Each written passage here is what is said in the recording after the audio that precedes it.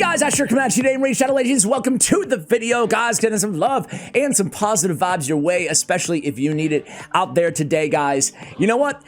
Shameless self-promotion really quickly here. I started a channel about a year ago, Raid Shadow Legends Champion Guides, where all I do is champion guides. I don't care if you watch it or subscribe, but you can if you're into that kind of thing, right? But the reason I say that is it's the best thing that I've ever done for this channel, for content on this channel, because my goal is to do a guide, a review on every champion in the game. I'm almost 400 in right now, right?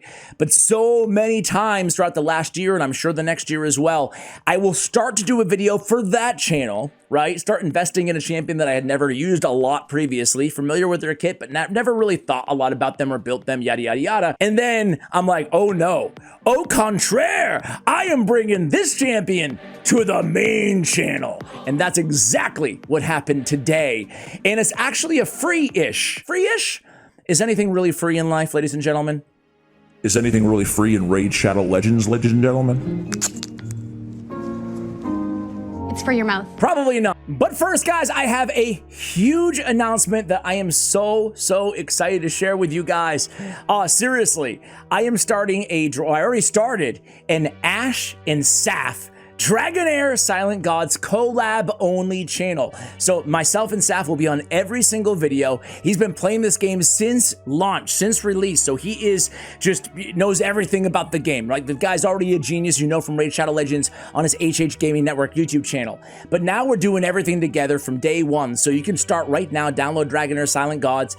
We have a day one guide on the YouTube channel. I'll link it all for you guys. I would love if some of you came along on our journey in Dragonair Silent Gods.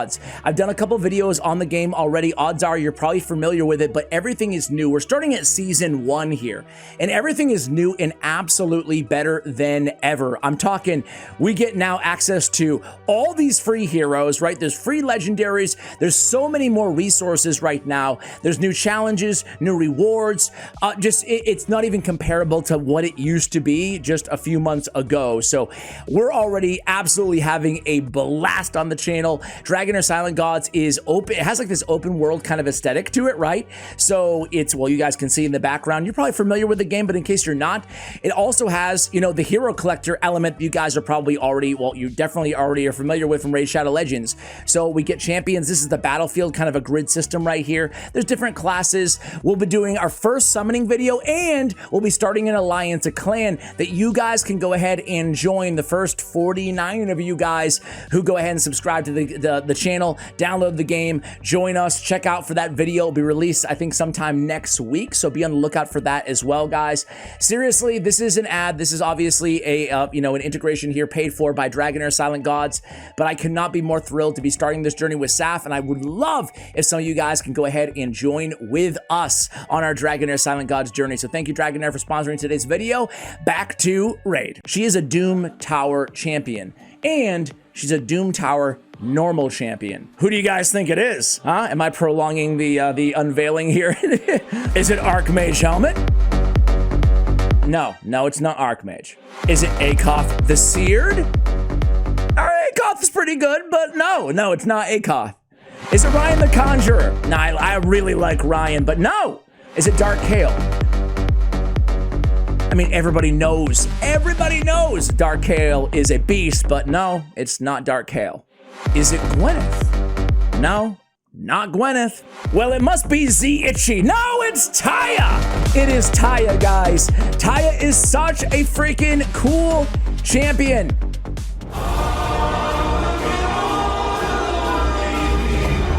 Exciting. Let me just start with just her multipliers. Why not, right? Why not?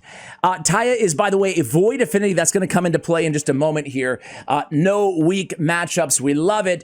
Her multipliers, 3.65 on the A1. That's pretty dang impressive. She has a 1.95 on her A2, but it's a triple hitter. Really nice. And then she has a mammoth 5.5 multiplier on her A3, godlike. Now, they're all single target abilities, but it's frankly not all about the multipliers or the damage on this champion, purely on the damage dealt. It's about the debuffs and her instant activation synergy. Let's go ahead and pull her up. Man, she is, wait till you see, I set a brand new world, well, I was gonna say world record. what you want from me. Personal record. Big difference there, Ash. But still say. For Dragon Hard 10 using Taya. I thought it was really cool. She's a really cool poison combustor. Well, let's just read her kit. Daze Powder, her A1 ability here. That's a pretty cool aesthetic about her, I would say, right? A little light. I hope no one takes offense to this. People take offense to everything. But for Raid, for Plarium, she's a little light on the bosom, I will say. I mean, nothing wrong with that at all. I'm just saying. Just an observation. Usually Plarium doesn't decide to go that route.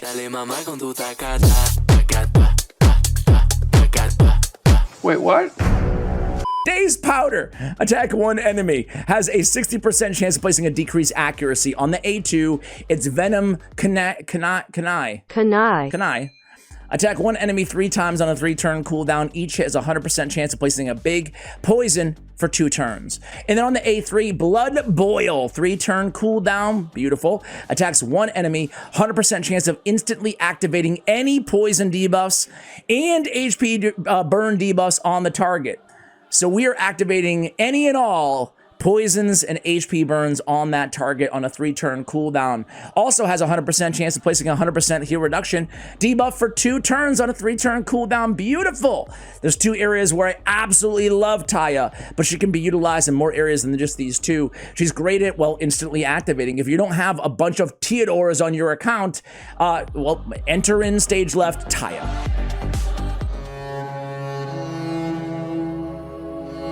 So her aura, accuracy in all battles by 50 as well. Her base stats are nothing to write home about. Her attack is pretty good, 1465, especially for an epic. Her HP is low, almost 13k. Her defense is 980, about average. Her speed is maybe a little bit slightly below average at 95.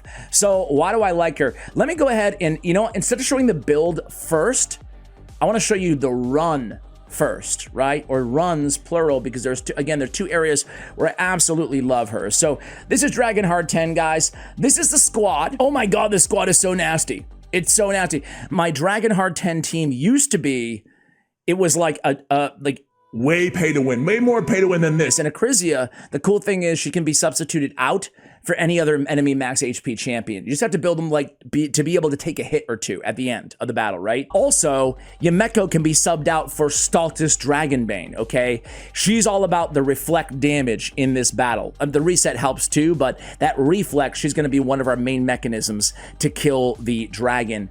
But anyway, this is just one team. You can obviously find a team that works for you, but the essential part is the poison combustion that she's able to deliver at the end. Just to show you the team setups too, in case anybody does have these champions really quickly. Yumeko is basically using Dance of Time, not using anything the first round, and then she's going in opening with Destiny's Mirror. Ghostborn is not using Petrify on the 3rd wave. Acrisia is prioritizing her A2, then her A3. Seer is using Karma Burn every single wave, and then on Taya, we're not using her A2 or A3 anywhere until we get to the dragon. We're going to be using the Blood Boil, then opening up with that and instantly activating all the poisons that were reflected by Yumeko in this case, or a Staltus, or a Jingwan, someone who reflects debuffs back to the attacker, right? She'll come in there. She doesn't even need to place the poisons. She can place the poison. Of course, you can land poisons with other champions, yada, yada, yada. You guys get it. Let's watch this run. It will take all of like 35 seconds. My team used to run, let me make myself a little bit smaller here. My team used to run about a minute and 10, minute and 20 seconds, and that was using Calvalax and Theodore. And not to say that I can't make a super fast team with them as well, of course I can, but man, this is so much fun. So Taya comes in here, and she's just gonna smack with that A3, bada bing, bada bang, bada boom, about a milli damage, no big deal. She's gonna come in there, and she'll be able to obviously apply poisons on that A2 as well. The reason this team, Ghostborn, by the way, I wanna mention him really quickly here. Now you see me. She has a decreased accuracy on the A1 too, nice to have. Ghostborn is great on especially on Seer teams because he has the increased attack, right? He brings that increased attack, which is another buff that you can strip, and then the increased attack is also just generally helpful, right?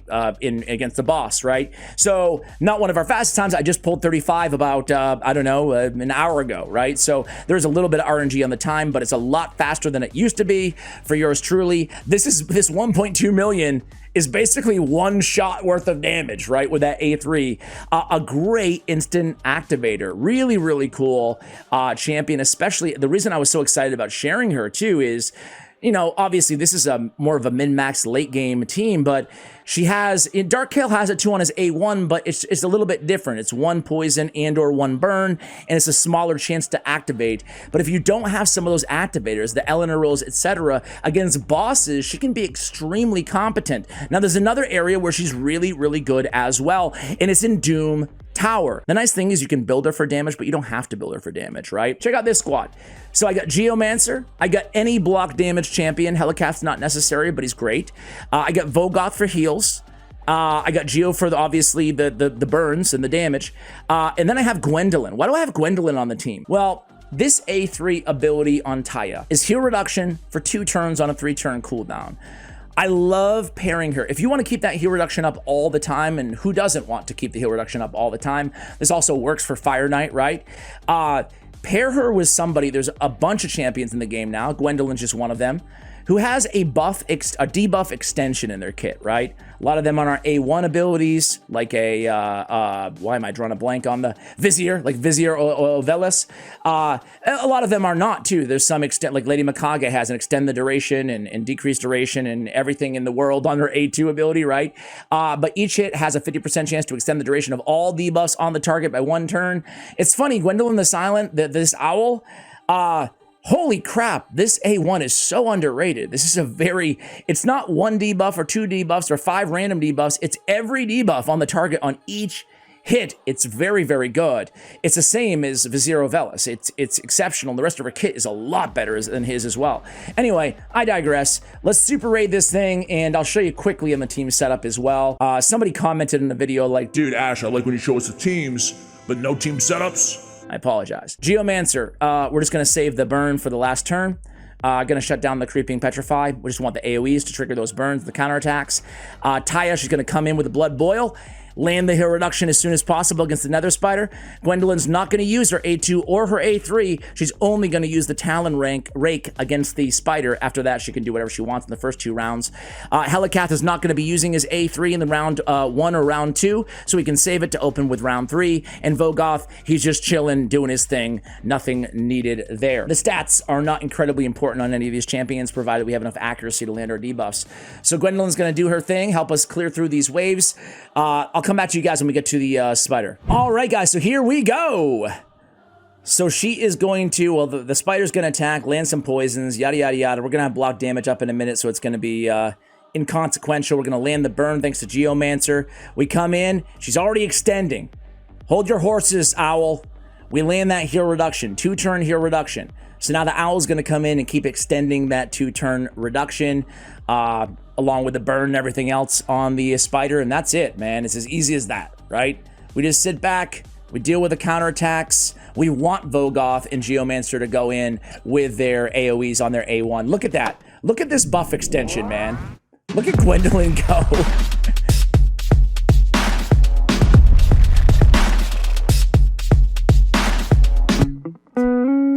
Dissidents. Now we got a 3-turn. Now we got the 3-turn. Now we got decreased accuracy again. That decreased accuracy too on the A1, it can be helpful. You know, it's certainly not a game changer, but it's a nice little addition to an already pretty dang robust kit. Gwendolyn taking all those extra turns, man. She's gonna die because she outlasted the block damage, Gwendolyn. Come on, what are you doing? What are you doing, Owl? We're just talking nice about you, you know? It's okay, the team's still gonna work because look at that burn. 4-turn HP burn, it doesn't even matter. All we need is somebody to stay alive here, and the rest will be a cinch. But again, we get the heal reduction, but we don't just get the heal reduction, we get those poisons, and we get the instant activation if she's able to get back to her A3. Helicath, you should have your A2 at least up right now, right? You wanna put a shield on everybody? Wanna keep the woman of the hour alive for a little bit for my video, her big spotlight? Oh man, it's gonna be a one-man show. Geo! Well, hey, we still get the job done, damn it. And the nice thing is if you fail on Doom Tower, it doesn't cost you anything. Hey guys, that's it. Let me show you the build really quickly there, but I love the heal reduction addition to the kit, right? Let me go ahead and recently used Taya. So we talked about it. She does have great multipliers, but you don't have to build her for damage. You really don't. If you're going to sacrifice anything on this champion, make it crit rate and crit damage. I know that's counterintuitive to what you would think after seeing those multipliers, seeing that she can absolutely smack on a single target. It's not worth it. It's all about the debuffs, the instant activation. That's what her kit is really revolving around. It's nice to have the damage, but it's not imperative to have success with this champion. So I go 83, 143, sure. Enough accuracy is most important. And then survivability, right? Ideally, she can take a few hits from the dragon, take a few poisons from the spider or the dragon, right? So I have kind of a hodgepodge of gear on her, a couple perception, immortal as well, just to help get that HP up, provide a little bit of healing as well. I do have HP on the, excuse me, on the banner. No speed here either. Speed is nice, but it's not, you know, we want her to go after all the reflect champions, obviously, in Dragon, right? We want the poisons to already be there, or she can't activate anything, right? So having her the slowest on your team is fine. We do have crit damage on the amulet, looking for accuracy in the substats. We have HP survivability. We have HP percentage on the gauntlets. We have HP percentage on the chest. We have speed on the boots. That's it, guys. There it is. I do have her booked out. I do have Phantom Touch on the Blessing. She can be a capable Fire Knight champion as well. We didn't highlight her there, but for obvious reasons, a triple hitter on the A3, heal reduction and instant activation, along with, you know, again, you can pick up Phantom Touch for the extra hit. We have her here pictured with Eagle Eye, just to get the accuracy up a little bit more, because I snubbed it a little bit on the stats on the gear. But let's go ahead and pull up Hell Hades again before I let you guys go really quickly. They recommend, if you want more of an overall debuffer PvE build, here, I'll move myself out of the way. I think something like this is absolutely fine. It's probably, you know, definitely preferable to the way that I have her built, but either way, you're going to be good. I especially enjoy Master Hexer on her to extend the duration of the heal reduction, excuse me, right? Moreover, the poisons. Sniper also works for the decreased accuracy on the A1. Guys, that's going to do it for the video. Thank you for watching, and as always, take care, guys.